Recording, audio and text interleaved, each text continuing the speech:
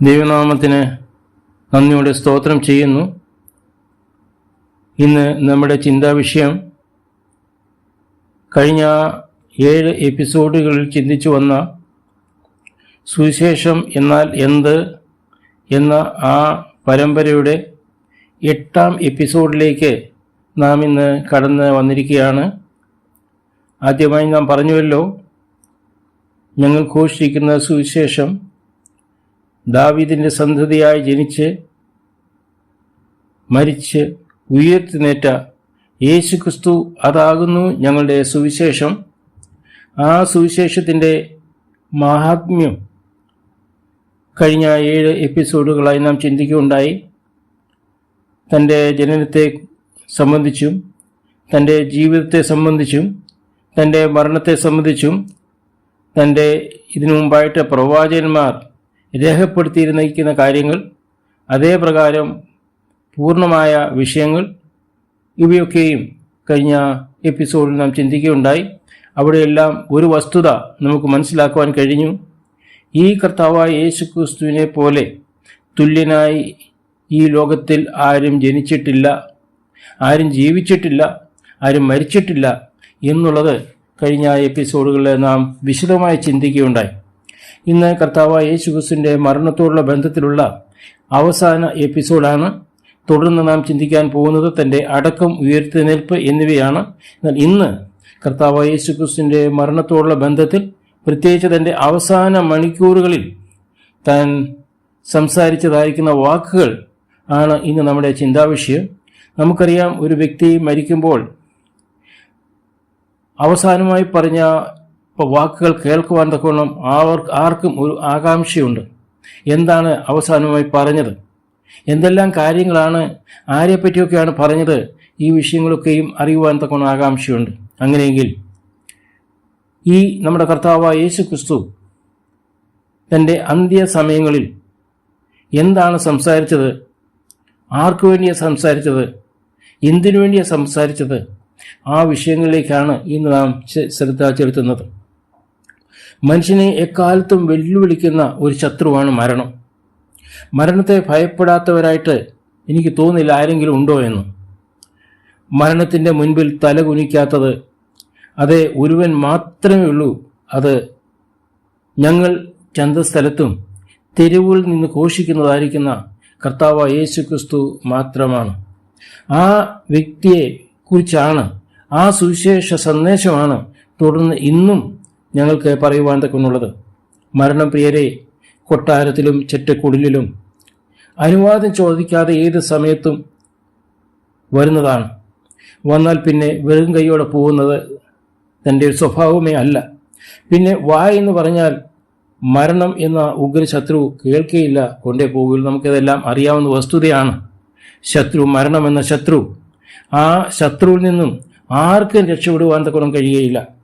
ഭാര്യ, ഭർത്താവ്, മക്കൾ, അമ്മ, അപ്പന്മാർ, ബന്ധുക്കൾ, കൂട്ടുകാർ എല്ലാവരും വിട്ടുപോകുന്ന സമയം ആണ് മരണം എന്നുള്ളത്. കോടീശ്വരൻ എന്ന് പറഞ്ഞാലും പണം കൊണ്ട് മരണത്തിൽ നിന്ന് രക്ഷപ്പെടുക സാധ്യമല്ല. എന്നാൽ മരണത്തെ നേരിട്ടവൻ ഒരുവനുണ്ട്, ഒരുവൻ മാത്രമേ ഉള്ളൂ. അത് ഞങ്ങൾ സുവിശേഷിക്കുന്ന, ഞങ്ങൾ ഘോഷിക്കുന്ന കർത്താവായ യേശുക്രിസ്തുവാണ്. നമ്മുടെ കർത്താവായ യേശുക്രിസ്തുവിന് മരണം ഒരു അപ്രതീക്ഷിത സംഭവം അല്ലായിരുന്നു. ഇന്ന് ആരെങ്കിലും നേരത്തെ അറിഞ്ഞ് മരിക്കുക എന്നുള്ളതല്ല. എന്നാൽ നമ്മുടെ കർത്താവായ യേശുക്രിസ്തു കഴിഞ്ഞ എപ്പിസോഡ് നാം ചിന്തിക്കുകയുണ്ടായല്ലോ, താൻ മരിക്കാനായിട്ട് വന്നവനാണ്. അത് നമ്മൾ വിശദമായിട്ട് കഴിഞ്ഞ എപ്പിസോഡിൽ നാം ചിന്തിക്കുകയുണ്ടായി. എപ്പോൾ മരിക്കുമെന്നും, എങ്ങനെ മരിക്കുമെന്നും, ആരാൽ താൻ കൊല്ലപ്പെടുമെന്നും, എവിടെ വെച്ച് താൻ കൊല്ലപ്പെടുമെന്നും, മരണശേഷം താൻ ഉയർത്തിനേൽക്കും എന്നുള്ള കാര്യങ്ങൾ പല ആവർത്തി താൻ പറയുകയുണ്ടായി. വിശേഷാൽ തൻ്റെ ശിഷ്യന്മാരോട് ഈ വസ്തുത വളരെ വ്യക്തമായും സ്പഷ്ടമായും നമ്മുടെ കർത്താവായ യേശുക്രിസ്തു പറഞ്ഞിരുന്നു. യേശുക്രിസ്തുവിൻ്റെ മരണസമയത്ത് സാധാരണ നാം കാണുന്നവരെ പോലുള്ളതായിരിക്കുന്ന യാതൊരു ഭയവും തന്നിലില്ലായിരുന്നു. അബോധാവസ്ഥയിലല്ല താൻ വന്നത് എന്നുള്ളത് തൻ്റെ അവസാന മണിക്കൂറുകളിൽ താൻ പറഞ്ഞ വാക്കുകൾ നാം ചിന്തിക്കുമ്പോൾ നമുക്ക് മനസ്സിലാക്കുവാൻ കഴിയും. ഞാൻ ഒന്ന് ചോദിക്കട്ടെ, ഇങ്ങനെ ആര് മരിച്ചിട്ടുണ്ട്? ഇങ്ങനെ ആരെങ്കിലും മരിച്ചതായിട്ട് നിങ്ങൾക്കറിയാമോ? ആരുമില്ല. യേശുക്രിസ്തുവിന്റെ മരണസമയത്ത് അവസാനമായി ക്രൂശിൽ കിടന്നുകൊണ്ട് പറഞ്ഞതായിരിക്കുന്ന വാക്കുകൾ നമുക്കൊന്ന് ചിന്തിക്കാം. ക്രൂശിൽ കിടന്നുകൊണ്ട് പറഞ്ഞ ആദ്യത്തെ മൊഴി ലൂക്കോസിന്റെ സുവിശേഷം 23-ാം അധ്യായം 33-34 നാം കാണുന്നുണ്ട്. തലയോടിടം എന്ന സ്ഥലത്ത് എത്തിയപ്പോൾ അവർ അവിടെ അവനെയും 2 ദുഷ്പ്രവർത്തിക്കാരെയും ഒരുത്തനെ വലത്തും ഒരുത്തിനെ ഇടത്തുമായി ക്രൂശിച്ചു. എന്നാൽ യേശു, പിതാവേ, ഇവർ ചെയ്യുന്നത് ഇന്നത് എന്ന് അറിയായകൊണ്ട് ഇവരോട് ക്ഷമിക്കണമേ എന്ന് പറഞ്ഞു. ക്രൂശിൽ കിടന്നുകൊണ്ട് തന്നെ ക്രൂശിപ്പാനായിട്ട് ആക്രോശിച്ചതായിരിക്കുന്ന ജനതതി അവരെ ഓർത്ത് പിതാവിനോട് പ്രാർത്ഥിക്കുകയാണ്.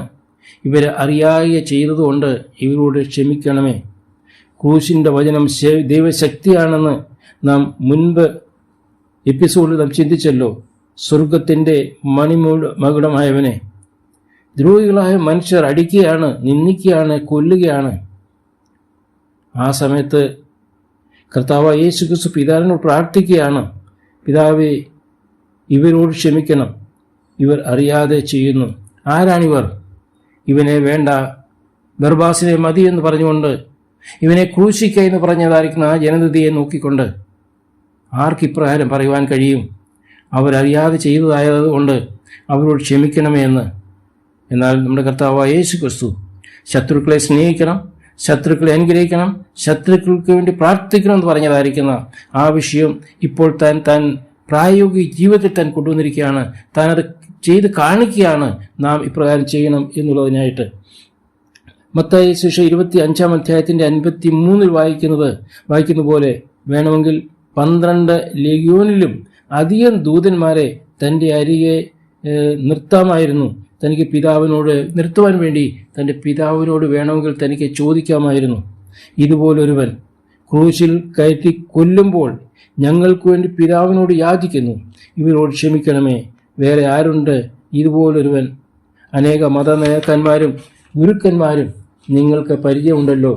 ആരെങ്കിലും നിങ്ങളുടെ അറിവിലുണ്ടോ ഇപ്രകാരം തന്നെ ക്രൂശിച്ച പ്രിയപ്പെട്ടവർക്ക് വേണ്ടി പിതാവിനോട് ക്ഷമിക്കണമേ എന്ന് യാചിക്കുന്നത്? ഇതാണ് ഞങ്ങൾ പറയുന്ന സുവിശേഷത്തിൻ്റെ ശക്തി.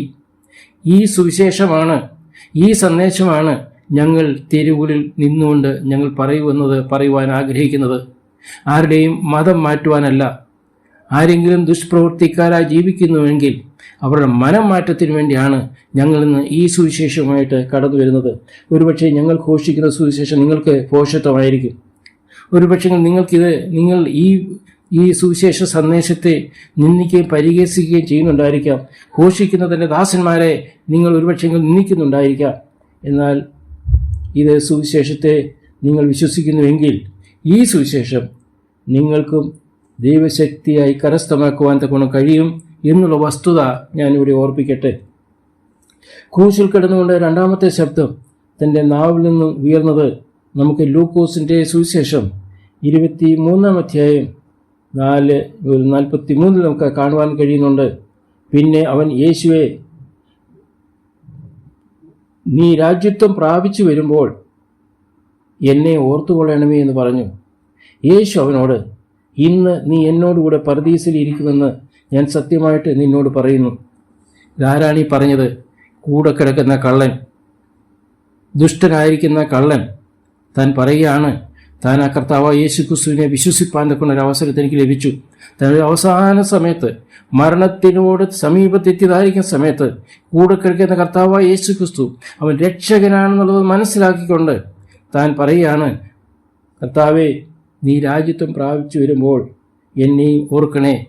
താൻ ഇവിടെ മതം മാറിയില്ല, പേര് മാറിയില്ല, സഭ മാറിയില്ല, ജാതി മാറിയില്ല, ഒന്നും മാറിയില്ല. അത് മാറണമെന്ന് കർത്താവായ യേശുക്രിസ്തു ആ കള്ളനോട് പറഞ്ഞുമില്ല. എന്താണ് ഇവിടെ പറയുന്നത്? പ്രിയ സഹോദരാ, ചരിത്രത്തിൽ മഹാന്മാർ അനേകർ ജീവിച്ചിട്ടുണ്ട്. വിശുദ്ധ പുരുഷന്മാർ എന്ന പേര് കിട്ടിയവരുമുണ്ട്. എന്നാൽ കുടുംബാവിയായ കള്ളനെ സ്വർഗത്തിലിരുത്തുവാൻ കഴിയുന്നവൻ അവൻ ദൈവമല്ലേ? നിങ്ങളൊന്ന് ചിന്തിച്ചു നോക്കുക. ഒരു കൊടും പാപിയായിരിക്കുന്ന കള്ളൻ കൂടെ കിടക്കുമ്പോൾ ഈ കർത്താവിനെ അംഗീകരിച്ച് വിശ്വസിച്ച് രക്ഷ പ്രാപിക്കുമ്പോൾ തന്നോട് പറയുന്നൊരു വാക്ക്, നീ എന്നോടുകൂടെ പരദീസിലിരിക്കും. ഈ കള്ളൻ സ്വർഗത്തിൽ എത്തിയതിന് കാരണം കർത്താവ് യേശുക്രിസ്തു വിശ്വസിച്ചതുകൊണ്ടല്ലേ? കർത്താവ് യേശുക്രിസ്തുവിന് അതിന് ശക്തി ഉണ്ടായിട്ടല്ലേ? കർത്താവ് യേശുക്രിസ്തു ദൈവമായിട്ട് ഉള്ളതുകൊണ്ടല്ലേ? ക്രൂശിൻ്റെ വചനം എന്ന് പറയുന്ന സുവിശേഷം കേട്ടതുകൊണ്ടല്ലേ പ്രിയരെ തനിക്ക് ആ പർദീസയിൽ എത്തുവാൻ തക്കവണ്ണം, ആ നാശത്തിൻ്റെ ഗർത്തത്തിൽ നിന്നും ആ വലിയ സ്വർഗത്തിന് അവകാശമായി മാറുവാൻ തക്കവണ്ണം ഇടയായി തീർന്നത്? യേശു പറഞ്ഞത് ശ്രദ്ധിക്കുക, ഇന്ന് നീ എന്നോടുകൂടെ പർദീസയിലിരിക്കും. ഇത് ആരോട് പറഞ്ഞു? കർത്താവ് യേശുക്രിസ്തു കൂടെ കിടന്ന കള്ളനോട് പറയുകയാണ്, ഇന്ന് നീ എന്നോടുകൂടെ പർദീസയിലിരിക്കും. യേശു ഇവിടെ പറയുന്നത്, ഇനിയും നീ ഏകനല്ല, നീ ഏകനായിരിക്കുന്നു. നിന്നെ വെറുക്കുന്നവരാണ് എല്ലാവരും. എന്നാൽ നീ എന്നോടുകൂടെ ഇരിക്കുവാൻ പോവുകയാണ്. ഞാൻ നിന്നോടുകൂടെ ഇരിക്കാൻ പോവുകയാണ്. എവിടെ? സ്വർഗത്തിലിരിക്കുവാൻ പോവുകയാണ്. നീ ഭൂമിയിൽ നിന്ന് മാറ്റപ്പെടും.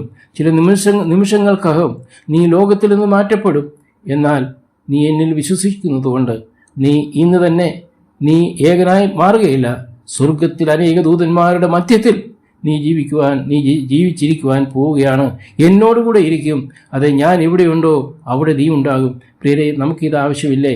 കർത്താവ് യേശുക്രിസ്തു ഇരിക്കുന്ന സ്ഥാനത്ത് എത്ര കൊടുംപാപിയായിരിക്കുന്ന എന്നെയും നിങ്ങളെയും വിളിക്കുവാൻ ഇന്നും അവൻ വിളിച്ചുകൊണ്ടിരിക്കുകയാണ്. ആ കർത്താവ് യേശുക്രിസ്തുവിനെ ആ കള്ളൻ വിശ്വസിച്ചതുപോലെ വിശ്വസിക്കുന്നുവെങ്കിൽ ഇതാ ആ ശബ്ദം നിനക്കും ഇന്ന് കേൾക്കുവാൻ കഴിയും. അതെ, ഇന്ന് നീ എന്നോടുകൂടെ പർദീസയിലിരിക്കും. അതെ, ഇന്ന് ഞാൻ നിന്നോടുകൂടെ പർദീസയിലിരിക്കും. നമുക്ക് ഒന്നിച്ച് ജീവിക്കാൻ കഴിയും. ഇനിയും നീ ഏകനല്ല. ഈ ശബ്ദം നീ കേൾക്കുവാൻ തക്കവണ്ണം ആഗ്രഹിക്കുന്നുവെങ്കിൽ ഇന്ന് തന്നെ ആ കള്ളനെ പോലെ കർത്താവിൻ്റെ സന്നിധിയിലേക്ക് കടന്നു വരിക. വീണ്ടും ഒരു പ്രാവശ്യം കൂടി ഞാൻ പറയട്ടെ, തൻ്റെ മതം മാറുവാൻ പറഞ്ഞില്ല കർത്താവ്, തൻ്റെ സഭ മാറുവാൻ പറഞ്ഞില്ല കർത്താവ്, തൻ്റെ പേര് മാറുവാൻ പറഞ്ഞില്ല കർത്താവ്. എന്നാൽ അവിടുന്ന് പറഞ്ഞു, നീ നിന്നെ വിശ്വസിച്ചിരിക്കുന്നുവെങ്കിൽ അത് മാത്രമായി സ്വർഗത്തിന് അവകാശിയാക്കുവാൻ ഇരിക്കുന്ന ഇരിപ്പിടത്തിലിരുന്നു കൊണ്ട് യാതൊരിടത്തും പോകാതെ ഇരിക്കുന്ന ഇരിപ്പിടത്തിലിരുന്നു കൊണ്ട് ഒരു നയ പൈസ പോലും ചെലവില്ലാതെ നിനക്ക് ഈ സ്വർഗത്തിന് അവകാശിയാക്കി മാറ്റുവാൻ കഴിയും. അവസാനമായി യേശു പറഞ്ഞത് ലൂക്കോസിന്റെ സുവിശേഷം 23:46 നാം കാണുന്നുണ്ട്. യേശു അത്യുച്ചത്തിൽ, പിതാവേ, ഞാൻ എൻ്റെ ആത്മാവിനെ തൃക്കൈ ഏൽപ്പിക്കുന്നു. ക്രൂശിൽ കിടന്നുകൊണ്ട് യേശു ഒരിക്കലും പിറുപിറുത്തില്ല, ആരുടെ മേലും ആക്രോശം നടത്തിയില്ല, നിരാശപ്പെട്ടില്ല. ചെയ്യേണ്ടതെല്ലാം ചെയ്തു, പറയേണ്ടതെല്ലാം പറഞ്ഞു, പറയേണ്ടവരോടൊക്കെയും താൻ പറഞ്ഞു. ഇതിന് വിശദമായിട്ട് ഞാൻ ഒന്നും പറയുന്നില്ല. എങ്കിലും ആ ശബ്ദം ഈ കാൽവരി ക്രൂശിൽ കിടന്നുകൊണ്ട് പറഞ്ഞതായിരിക്കുന്ന 7 വാക്കുകൾ ഞാൻ പറഞ്ഞുകൊണ്ട് അടുത്ത ഭാഗത്തേക്ക് കടക്കുവാൻ ഞാൻ ആഗ്രഹിക്കുകയാണ്. ഒന്നാമത് താൻ പറഞ്ഞത് ശത്രുക്കൾക്ക് വേണ്ടി പിതാവിനോട് പ്രാർത്ഥിച്ചു. രണ്ടാമത് ഒരു വശത്ത് കിടന്ന കള്ളന് രക്ഷ നൽകി. അതായത് ഇപ്പോൾ ഞാൻ ചിന്തിച്ചല്ലോ, നീ എന്ന് എന്നോട് പർദീസയിലിരിക്കും എന്ന് താൻ പറഞ്ഞു. തൻ്റെ മാതാവിനെ നോക്കുവാനുള്ള ക്രമീകരണങ്ങൾ താൻ ചെയ്തു. ഇതുവരെയും പാലൻ പോഷണം ചെയ്തതായിരിക്കുന്ന, ആവശ്യങ്ങളൊക്കെ നിവർത്തിച്ചു കൊടുത്തതായിരിക്കുന്ന, കൈപിടിച്ച് നടത്തിയതായിരിക്കുന്ന ആ മാതാവിന് വേണ്ടി ചെയ്യേണ്ട കാര്യങ്ങൾ താൻ ആ സമയത്ത് ചെയ്തു. യോഹന്നാന്റെ സുവിശേഷം 19 26, 27 വാക്യങ്ങളിൽ നമുക്ക് കാണുവാൻ തക്കണം കഴിയുന്നുണ്ട്. അതുപോലെ 4ാമത്തെ ശബ്ദം കേട്ടത്, എന്നെ കൈവിട്ടത് എന്ത് എന്ന് ദൈവത്തോട് ചോദിക്കുന്നു. ദൈവത്തോട് ചോദിക്കുന്ന ഒരു ചോദ്യമാണ്, എന്നെ കൈവിട്ടത് എന്ത്? അത് മർക്കോസിന്റെ സുവിശേഷം 15-ാം അധ്യായം 33, 34 വാക്യങ്ങൾ നമുക്ക് കാണുവാൻ കഴിയുന്നുണ്ട്. 5ാമതായിട്ട് താൻ പറഞ്ഞത്, എനിക്ക് ദാഹിക്കുന്നു. നോക്കവരെ, എപ്പോഴാണ് ദാഹിക്കുന്നതെന്ന് പറഞ്ഞത്? അന്ധകാരത്തിൽ കിടന്നതിന് ശേഷം വെളിയിൽ വന്നപ്പോൾ അന്ധകാരത്തിൽ എന്ത് സംഭവിച്ചു എന്നുള്ളത് മനുഷ്യർക്ക് കാണുക സാധ്യമല്ലായിരുന്നു. മനുഷ്യ ദൃഷ്ടികളെ അത് അടച്ചു വെച്ചു. അന്ധകാരത്തിൽ ചെയ്തത് പിതാവിന്റെ ക്രോധാഗ്നി അയച്ചതായിരിക്കുന്ന ഒരു സമയമായിരുന്നു 3 മണിക്കൂർ അന്ധകാരത്തിൽ താൻ കിടന്നതിന് ശേഷം വെളിയിൽ വന്നപ്പോൾ താൻ പറയുകയാണ്, എനിക്ക് ദാഹിക്കുന്നു. അപ്പോൾ ഒന്ന് ചിന്തിച്ചു നോക്കുക, എത്രമാത്രം എരിയുന്ന തീയിൽ കൂടിയാണ് താൻ കടന്നുപോയത്. എത്രമാത്രം ആ ക്രോധാഗ്നി എത്ര ഭയങ്കരമായിരുന്നു തിരിഞ്ഞു നോക്കുക. എന്തുകൊണ്ടാണ് ഇത്രമാത്രം ഭയങ്കരമായി ഇരിക്കുന്ന ക്രോധാഗ്നിയിൽ കൂടി തനിക്ക് കടന്നു പോകേണ്ടതായിട്ട് വന്ന്? പ്രിയരെ, എനിക്കും നിങ്ങൾക്ക് വേണ്ടി, നമ്മുടെ പാപത്തിൻ്റെ പരിഹാരത്തിന് വേണ്ടി, നമ്മുടെ പാപത്തിൻ്റെ ശിക്ഷ, ആ വലിയ ശിക്ഷ താൻ അനുഭവിക്കുന്ന രംഗമാണ് നമുക്ക് ഇവിടെ കാണുവാൻ കഴിയുന്നത്. എന്നാൽ ഒരു ചോദ്യം ചോദിക്കുകയാണ്, ദൈവത്തോട് ചോദിക്കുകയാണ്, എന്നെ കൈവിട്ടതെന്ത്? അതിന് ഉത്തരം പറയേണ്ടത് ഞാനും നിങ്ങളുമാണ്. എനിക്ക് വേണ്ടി എന്ന് പറഞ്ഞുകൊണ്ട് കടന്നു വരാൻ സാധിക്കുമോ? കർത്താവേ, നീ ആ കാൽവരി ക്രൂശിൽ മരിച്ചത് എനിക്ക് വേണ്ടിയാണ്, എൻ്റെ പാപത്തിന് വേണ്ടിയാണ് എന്ന് പറയുവാൻ സാധിച്ചിരുന്നുവെങ്കിൽ. അതിനായിട്ട് 5-ാം വാക്യത്തിൽ പറഞ്ഞത് എനിക്ക് ദാഹിക്കുന്നു.